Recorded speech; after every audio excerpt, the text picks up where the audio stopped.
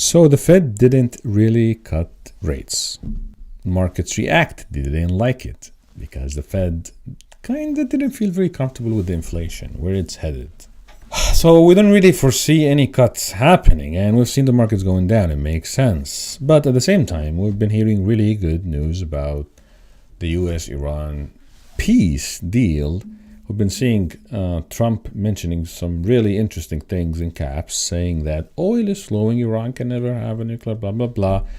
Well, yeah, if you take a look at the oil chart, it is going down. It is reacting in an interesting way. We're coming very close to pre-war levels, below the 70s. Like, we're not seeing this horrible prices before, which kind of affect energy prices if you think about it. I mean, this whole war was kind of about energy, and it should affect directly airlines, transport companies. On the other hand, it doesn't really affect tech, and we've been seeing a lot of AI crazy things going on because of memory. We've been seeing, I'm going to talk about all of this, about all these charts, very interesting charts for memory.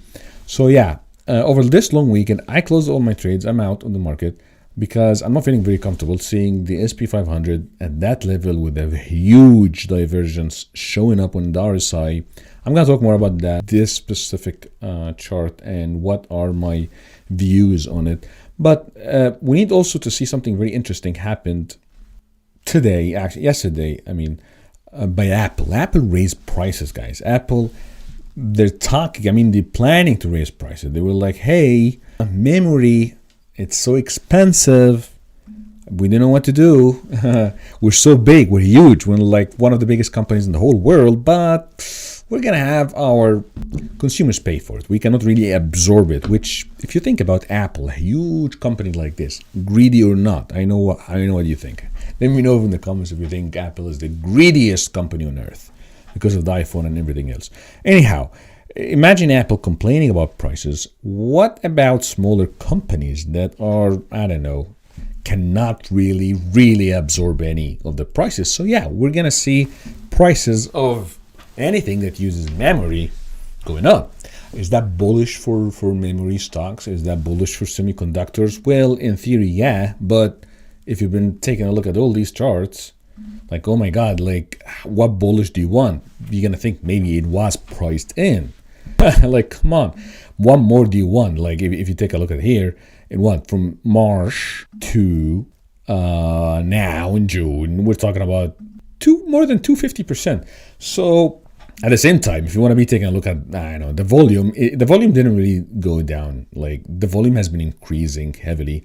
Maybe it's slowing down a little bit since, the last 5 days, but it has been very strong. At the same time, we're seeing a huge, very, very powerful bearish divergence. So if I even switch to the weekly, yeah, the volume maybe this week was a little down, but overall was very big. There is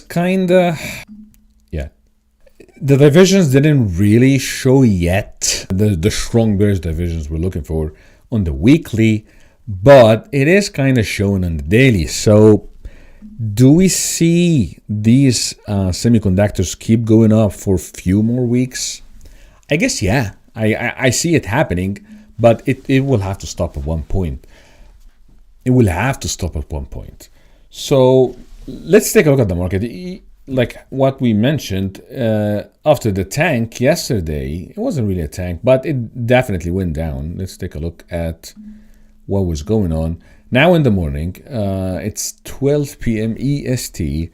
Yeah, overnight, we did see it kind of covering all the losses, getting back everything it lost, almost the 1.5%. But since it started till now, I'm seeing only a red candle. So again, a lot of people are thinking, well, we don't know what's going to happen over the long weekend. At the same time, if I'm going to be taking a look at this on the daily also, I want to see the volume. Yeah, the volume again was very huge. A lot of people were coming in lately. We've been seeing crazy things happening in the stock market. But we still can't really break this easily. It kind of is reminding me each time when the SP, you know what? Let me just switch to the SP 500 here. The SPX, yeah. It's a little easier to take a look at than View. It's kind of reminding me of October 25th top, then the all-time high happened in January 2026. If you take a look here, you try to create this high, you couldn't, you come back again, you try again, you kind of can't, you try again. At the third time, you were barely able. It happened almost the second time, but it wasn't really that clear. Then you just dropped, and it kind of feels the same. The push is not pushing, you know what I mean? So this is what I'm thinking might happen. Because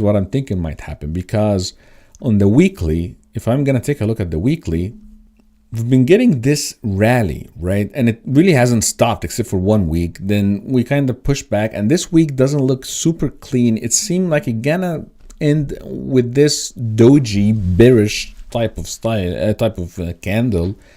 What I'm seeing is we might try to push up to maybe 7,800, but we're gonna see a flaming bearish divergence at least on the daily. And this is when things gonna just might start looking not super pretty. And if I'm gonna be taking a look at seasonals, because I like to take a look at seasonals all the time. If I'm gonna be seeing the average, we always see the markets. Ignore this. This happened, I think, because of the huge bearish year in 2022. Starting at mid-July up to maybe end of July is where you really top for the year, and you take a little break before you keep going up again. But yeah, like you might see a drop happening in July. And from what I'm seeing now, yeah, it might be on time. We might see the market really taking a big dip in July. It might be mid-July. It might be even a little earlier than that. It might be end of July. I'm rooting for mid-July. And it's aligning with everything else. Like everything else is coming to play. We don't want to be looking too deep on the market overall for all of July. I just want to be focusing on what's going to happen over the long weekend. So what's going to happen over the long weekend for everything else? Again, if you're going to take a look at the memory stocks, it's insane. It's insane. The DRAM just keep pushing. It's a new ETF, but it kind of represents what's going on with everything memory, right? It has SanDisk in it, and I think it has some MU Micron. Again, it's a huge bearish divergence on a new ETF, and it's almost similar to the SMH from VanEck, and similar to MU. They're all doing the same ugly bearish divergence. The volume didn't slow down that much. Once you're gonna see that volume, it's either one or two things. The buyers just gonna stop buying. They're gonna it's not bringing more people because not so many people want to take that risk. Or a lot of people are gonna drop. So you might see a big volume rush happening in July. This is what I'm thinking, but it's still going up now. It's still bullish. It went up a lot today. Like DRAM did almost 10%. SMH did almost 5%. Both of them at all-time highs. Let's see, take a look at Micron. But this is not something pretty. I won't get in this now because it's not going to keep going to infinity. We are at the time where seasonal timing, even I'm going to take a look at Micron, this is not the time where you start a long-term trade. This is maybe the time to scalp. Maybe it's time to take profits. Sorry, I want to get the seasonals here. It is huge. It never had anything like this. Let's just take a look at the average. But usually actually semiconductors even top before that. They don't even wait till July. They even top in June. And they take a big long break till around September, maybe even October before they pick up again. And this is what we know. So I wouldn't really recommend getting into this. It's completely up to you. It's not really a financial advice, but this is my reading into it. We've been seeing software was trying to do anything. I don't know, trying to push. Oracle it's okay today. I wouldn't call it amazing, but they're trying to bottom, but they just can't. Let's just take a look at the daily. So software is still not super pretty, super attractive. People still don't trust SaaS, etc., etc. Still AI, still semiconductors, and the Apple news just is very self-explanatory. Like, hey, people are gonna pay more for iPhones because of memory stocks, guys, like because of the RAM prices. So you cannot really blame the memory prices, but at the same time, That's not good for Apple. That's not good for any other company that's going to be relying on that. That's not good. You know what I mean? But yeah, so overall, over this long weekend, it might be only one thing that's going to drive the markets, which is the news for the Iran peace deal. I have a feeling, from what I'm seeing now, it might not move the needle that much. Yeah, the QQQ is very similar to the VO or the SPY. It is trying also to push more. It's still showing this ugly looking bearish divergence. It might make another high, and that's it on the daily, till we start seeing very strong divergence happening on the weekly, and this is when we're gonna be waiting for the drop. Let's take a look at gold. Gold is trying to recover, but I don't even think that's a good time for gold, because if you're gonna be taking a look at the dollar index, the DXY, which is insane, it makes sense. It's aligning what the Fed is doing. It is kind of trying to push a very strong resistance that it couldn't push multiple times since all of 2025. If that breaks, all hell will break loose. And I have a feeling it might be able to do it in July. We might be able to seeing the DXY trying to reach the 102. It might even go all the way up to the 105. And this is when you're going to see gold going down. So it seems like this is the time for taking profits. Yet, you still have the next week. The next week might be very interesting because, again, I'm still seeing the market trying to create another ATH, another all-time high, before it takes a long break. So this month, we still have another opportunity. It might be till end of June.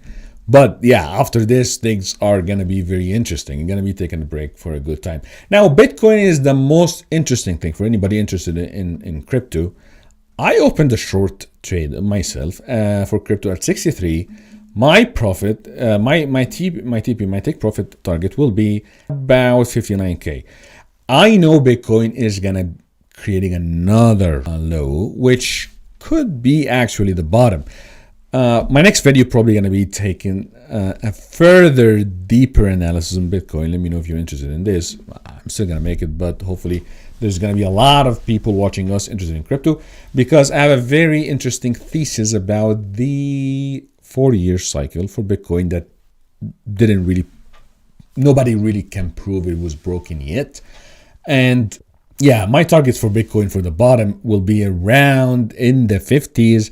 And I'm seeing this happening in September, but similar to what happened in 2022, it will be very slow from here. It will be very slow.